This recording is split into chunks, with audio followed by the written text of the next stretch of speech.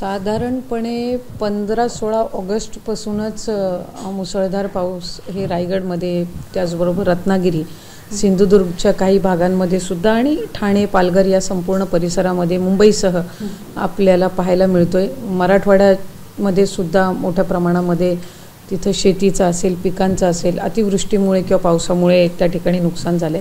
रायगडचं पाहता रायगडलाही साधारणपणे 3 दिवस रेड अलर्ट होतं, म्हणजे आजच्या सहित काल रेड अलर्ट होतं, परवाही रेड अलर्ट होतं, पुढचे 2 दिवस ऑरेंज अलर्ट साधारणपणे तिथे आहे। आणि गेल्या 2 दिवसाच्या तुलनेमध्ये आज जरा परिस्थिती तिथे स्थिरतावर झालेली आहे आणि बऱ्याचशा ठिकाणी जिथे पाणी भरलेलं होतं ते सुद्धा काल संध्याकाळी रात्रीपर्यंत ओसरलेलं आहे। 2 ठिकाणी एक थोडे दुर्दैवी असे अपघात झालेले आहेत। एक मुरुडमध्ये एका दरड कोसळून एका महिलेचा मृत्यू तिथे झालेला आहे आणि एक पोलादपूरमध्ये दरड कोसळलेली आहे। सुदैवाने काही जीवितहानी तिथे झाली नाही, काही नुकसान नाही, पण तिथला जो मार्ग आहे तो ते दरड कोसळल्यामुळे थोड्या कालावधीसाठी बंद झाला होता। ती आता सुरळीत करण्याचं काम सुरू आहे। ज्या महिलेचा दुर्दैवाने मृत्यू झाला त्यांना शासनाच्या वतीने जे काही 4 लाखाची आणि अतिरिक्त आणखीन काही मदत आहे त्याचाही आम्ही प्रयत्न करतोय। तिथल्या कुटुंबाशी सुद्धा स्थानिक प्रशासन त्या ठिकाणी सातत्याने संपर्कात आहे। माझं तहसीलदार प्रांतांसोबत सुद्धा तिथे बोलणं झालं आणि ते सुद्धा तिथं प्रत्यक्षात काल दिवसभर तेही तिथे होते। आमच्याही मंत्रिमंडळाच्या कालच्या बैठकीमध्ये ज्यांच्या घरांचं नुकसान झालेलं आहे किंवा शेतीचं नुकसान झालेलं आहे तिथं पंचनामे करण्याचे आदेश दिलेले आहेत। काही गुरांचं नुकसान झाले, गोठ्यांचं जे नुकसान झालेलं आहे, काही जनावरं जी दुर्दैवाने मृत पावलेली आहेत तर त्याचे सुद्धा पंचनाम्याचे आदेश हे शासनाच्या वतीने या ठिकाणी दिले गेलेले आहेत। डालघर, गुन्हेगाव तसेच लोणेगाव या जी गावं आहेत त्यातील जो येण्याचा रस्ता आहे त्याच्या पुलाला पाणी लागलेलं, काही गावं स्थलांतरित करण्यात आलेली आहेत का त्या संदर्भात ते माहिती? साधारणपणे 3 दिवस जो काही सातत्याने पावसाचं प्रमाण जे आपण बघत आहोत त्यामध्ये श्रीवर्धन, म्हसळा असेल, माणगाव असेल, रोहा, तळा असेल, पेणच्या काही भागामध्ये, अलिबागमध्ये, काही महाड पोलादपूरच्या परिसरामध्ये, तर त्यामध्ये काही रस्ते जे आहेत हे पाण्याखाली गेलेले होते, पण आता साधारणपणे पाणी ओसरायची सुरुवात झालेली आहे। एक आहे की याच्यामध्ये आम्ही धरणाचं पाणी ज्या वेळेला सोडलं जातं त्यावेळेला कालही शासनाने आदेश दिले होते, त्याच्या आधी आम्ही स्थानिक प्रशासनाला त्या ठिकाणी सूचना दिल्या होत्या की रात्रीच्या कालावधीमध्ये ते सोडलं जाऊ नये, कारण मग लोकांमध्ये पॅनिक होतं आणि मग ते अचानक जर घरामध्ये पाणी रात्रीच्या वेळेस आलं, कारण साधारणपणे पावसाचं प्रमाण इतकं आहे की डॅमचं पाणी सोडणं आणि ती दारं उघडणं त्याच्याशिवाय दुसरा समोर काही पर्यायही नसतो, त्यामुळे प्रोपोर्शनेट पद्धतीनं ते सोडणं आणि त्याचबरोबर अलर्ट त्याच्या आधी नागरिकांना करणं आणि शक्यतो रात्रीच्या वेळेस त्या ठिकाणी ते सोडलं जाऊ नये, कारण गेल्या कालावधीमध्ये 1-2 वर्षापूर्वी अशा काही राज्यामधल्या घटना आपण बघितल्यात जिथं रात्री त्यांना पाणी अचानक म्हणजे पावसाचं प्रमाण वाढल्यामुळे सोडावं लागलं आणि मग रात्रीच्या कालावधीमध्ये लोकांच्या घरात वगैरे पाणी शिरल्यानंतर एक पॅनिकनेस हे त्याच्यामध्ये आपल्याला पाहायला मिळालं। तर साधारणपणे दिवसा ते सोडण्यात यावं, त्याआधी सुद्धा नागरिकांना अलर्ट केलं जावं अशा पद्धतीच्या सूचना या आम्ही दिलेल्या आहेत। जिथे जिथं पाणी भरण्याची शक्यता आहे तिथं स्थानिकांसोबतही आम्ही संपर्क करतोय, स्थानिक प्रशासनालाही ते आदेश दिलेले आहेत की त्यांनी सायरन्स असतील किंवा रिक्षा किंवा त्या लाऊडस्पीकरच्या माध्यमातून त्यांनी लोकांना अलर्ट करणं। स्थानिक ज्या रेस्क्यू टीम्स आहेत यांना सुद्धा प्रशासन, पोलीस प्रशासनाने आम्ही सुद्धा त्या ठिकाणी संपर्क केलेला आहे। NDRFची एक टीम 4 महिन्याच्या कालावधीसाठी रायगडमध्येच बेस्ड असते, त्यामुळे ती एक टीम तिथं सातत्याने तैनात आहे, म्हणजे साधारणपणे जून महिन्याच्या कालावधीपासूनच आलेली आहे आणि ती सुद्धा तिथे आहे। आणि त्यासोबतच ज्या लोकल रेस्क्यू टीम्स आहेत ज्या इतर वेळेला सुद्धा अशा सगळ्या परिस्थितीमध्ये रेस्क्यू ऑपरेशनसाठी पुढे येत असतात त्यांना सुद्धा आम्ही सगळ्यांनी अलर्ट मोडवर आणि संपर्कात ठेवलेला आहे। सुप्रिया सुळेंनी अमितांची भेट घेतलेली आहे, त्यांनी महाराष्ट्रामध्ये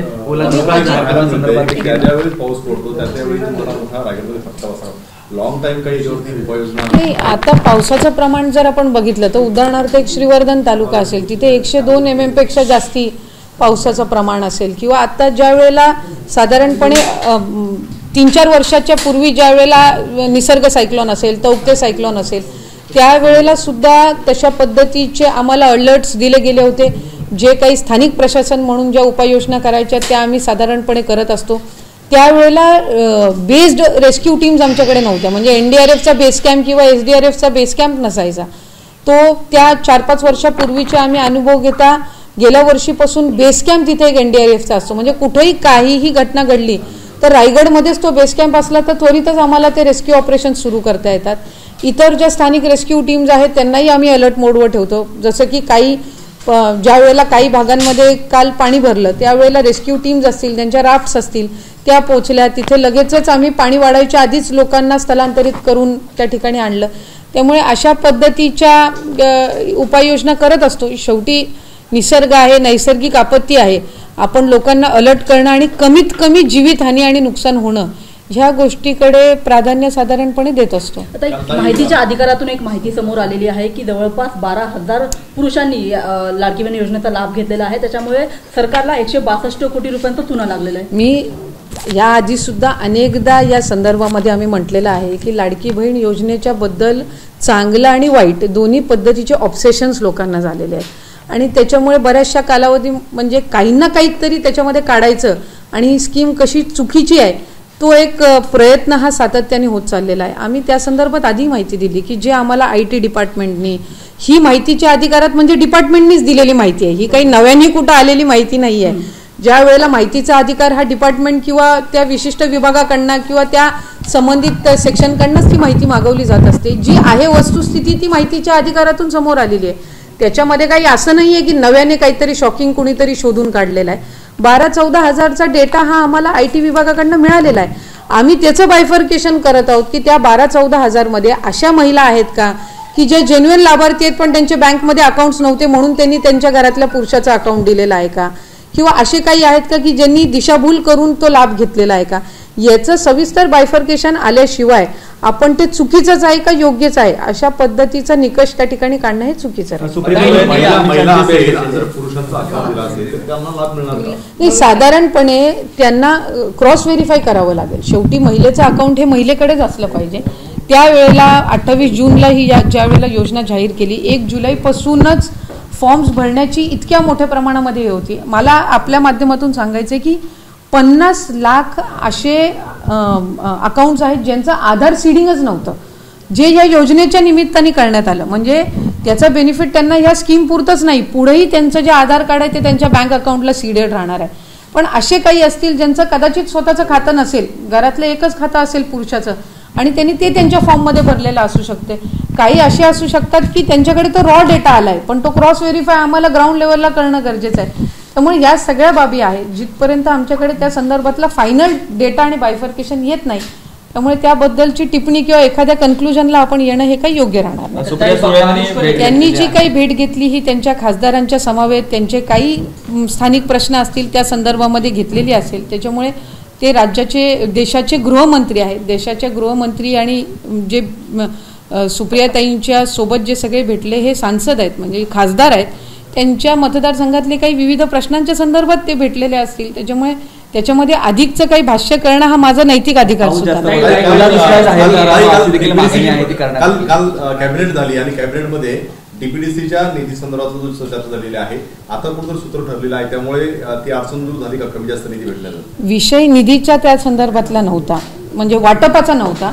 तो त्याचं व्यवस्थित पद्धतीनं नियोजन व्हावं आणि चांगल्या पद्धतीनं त्या स्कीम्समध्ये त्याचा 100% वापर व्हावा हा उद्दिष्ट त्याच्या प्रेझेंटेशनचा होता. आदरणीय राज्याचे मुख्यमंत्री देवेंद्र फडणवीस साहेब आणि दोन्ही उपमुख्यमंत्री काल शिंदे साहेब ठाण्यामधली जी काही परिस्थिती होती म्हणजे आपत्कालीन परिस्थिती होती त्याच्यामध्ये ते पूर्ण वेळ तिथं होते.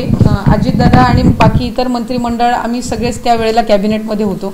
त्यामुळे जिल्हा नियोजनच्या बैठकीमध्ये अधिक लोकाउपयोगी कामं असतील इन्फ्रास्ट्रक्चरची कामं असतील ती चांगल्या पद्धतीने इम्प्लिमेंट कशी केली जावी ह्या संदर्भातलं ते सादरीकरण होतं आणि त्यामध्ये काही सूचना या मंत्रिमंडळातील म्हणजे सन्मान्य मुख्यमंत्री उपमुख्यमंत्री आणि मंत्रिमंडळातील काही सदस्यांच्याही आल्या आणि त्यानुसार अधिक सक्षमपणे पुढच्या कालावधीमध्ये जिल्हा नियोजनचा निधी कसा वापरता येईल या संदर्भामध्ये आम्ही त्याच्यामध्ये चर्चा झाली.